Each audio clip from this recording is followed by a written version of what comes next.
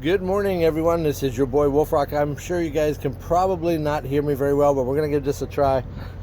This is we're going to look at doing a pre-trip, just the engine compartment, so that it doesn't take too long, so you guys get a kind of an idea. So let me turn this camera around. All right, so this is the engine block right here, right? So that's the engine block that we're looking at. So the first thing that we do when we first open up our hood is, outside of looking the outside of the truck, I'm going to look at my, this is a fuel filter for our fuel. And if there was fuel in here and it was gelled, then I would know that there's an issue. So that's something that I look at first, because that's what makes the truck go run, makes the truck run. And then I look at all my liquids. So this is the power steering fluid. Maybe if I'll turn it this way, it might be a little bit better. Power steering fluid right here. I always want to check that it's between the min and the max right there. So as you can see, it's right here, so we're good. Also looking at my radiator fluid. Always check these fluids cold, never check them hot. You can see there's a cold fill level and the minimum and where it needs to be filled. So we're actually good on that, as you can see right there. And then we check right here is our dipstick for our oil. We would pull this out, wipe it off clean, and actually put it back in and make sure it's at the right level. And then this is where you would fill it right here. This is the cap, sorry, right here. That's where you would fill it, and this is where you would check it. And then I do an overview of all my hoses all the way across, anywhere that I could see, making sure there's no leaks, cuts, abrasions, bulges, anything that you could see that's actually not good at all. It's pretty evident when you're looking at it if there's something that's cut.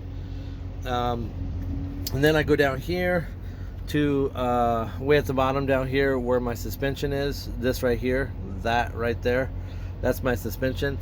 Making sure that the mounts there's no loose bolts. Go all the way down. There's the U-joints, making sure that there's no space in between there, all the way to the very back, and make sure it's not scissored and it's not broken. While I'm down here, I'm also going to check my slack adjuster, which is this thing here, and making sure that is not loose. And also there's no more than 1 inch of play from the back here. This is the air brake drum, and making sure that there's no cracks, no damage, no dents, and there's also no leaks. And then there's a clamp that goes around it as well. And then do the brake hose that goes to it, make sure that it's not leaking. That's this thing here. And then go down and check the inside of the brakes, make sure my brake lining has more than 1/4 of an inch of pad. Make sure everything's greased, lubricated where it's supposed to be, and make sure there's no debris on the inside of the actual brake area. While I'm here, I'm also going to check my tire, make sure that there's no bulges, no cuts all the way around. Make sure that I have enough thread. And in most trucking, you need to have at least 430 seconds on the steers, and that's what these tires are. They're called steers. And this is a pretty new tire, so there's plenty of tread. And what you're looking for is also make sure that it's actually worn evenly all the way across, because if it showed sign of uneven wearness, then I would have to get the tires checked and see if the truck is aligned as well. And then while I'm still here, I'm gonna check all the way starting from here and working my way up. And this thing here is your steer. This is what comes from the steering wheel. This is what makes the truck goes left to right. So that's a steer shaft. Make sure that it doesn't have more than 1 inch of play while it's turned off. Then I'm checking to make sure that the knuckles right here are properly lubricated and it's tight. None of the nuts and stuff are loose. This is my gearbox, making sure my gearbox is also not leaking, and or is not, making sure that the nuts and stuff are tight. You could tell if they're loose because they'll show threads in the middle. Same thing with the gearbox, this area here. All this needs to make sure that there's no leaks. Now this is normal. This is grease right here. That's what it's supposed to be, so that's actually normal, so it's not a bad thing. Then you have the pitman arm, which is this thing here. That right there is the pitman arm. And then you have the drag link, and then you have that's this thing right here. And then you have the upper and lower, which is down there, and the tie rod, which is that long thing across. I'm sorry I can't get any closer. Those are all areas that I check, make sure that they're not bent, not torn. Hold on a second, there's a truck going by. Make sure they're not bent, they're not damaged in any way. Also, I check the knuckles right here, these things right down here. Make sure they're properly lubricated. Make sure that the castle nut and the cotter pin are actually in place so that they're not damaged as well. These are all things that you check only on this side of the truck. So let's go to the other side. All right, so on the other side, I check the tires down here and the brakes the same way that I would check the other side. The suspension, everything on the tire side, I would check the same thing from the tire depth and everything else. I would do the exact same thing. The only thing I do differently on this side is I check to make sure that the Serpentine Belt, which is this here, there's no loose, there's no more than a 1/4 to 3/4 inch of play on the belt, and there isn't. I'm also checking my fan blades, make sure they're not cracked or damaged, and they're not, which is great. Also, I'm checking my radiator, which is back there, making sure that there's nothing that's in the middle of it that would cause the blade from not turning.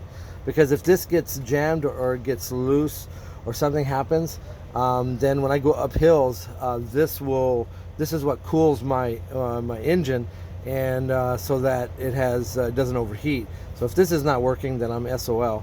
Also checking my alternator, checking all my wires, which is down there. Make sure there don't have, I don't know if you can see it down here, that right there. Make sure there's no cuts. Make sure none of the wires are not loose, which they're not. Also, I'm checking back here while I'm looking here, it's the exhaust. Making sure there's no black soot on that exhaust system. Make sure that it's, because if there's black soot, that means that there's a leak, and there's not. So we're actually looking good. While I'm also on that side and this side, I always look on the ground, make sure there's no liquids or anything that's on the ground, because if there is, then that'd be an issue. That means that there's something dripping, and that's not a good thing. We need to get that fixed right away. And then down here, I also check this right here is the hub oil, and it's currently right here, so and it's good. You don't want this completely full. You just want to make sure it's from here to here all the way across, and it's fine. This is where you would put hub oil. Most people forget to do this. You would take this rubber piece off, fill it, and then put it back in. Also, I'm checking all my lug nuts, make sure that they're properly tightened, and a lot of it you could tell because they would have, like right here, right in this area right here, it would have silver thread showing. That would mean that it would be loose. Also, you could see the difference around the inside of the stud as well. While I'm here, I'm also checking for any grease that might be around it, checking the outside of the tire like I do the other side. Also checking my valve stem, make sure that it you know what, and this one did not have it. I'm gonna have to go get one. It have a bypass so you can check your air tires. Somebody took one off here. Hold on a second, truck going by. And all these tires I check every morning. I make sure that there's 100 and 110 psi on each of the tires, which is kind of what I need. So, and that's pretty much the engine compartment area. So let me close this up. Yeah. There she is. Let me turn this back around. There's Big Blue. That's what I've called her. And that's pretty much it on this side. And then I go through and check all my outside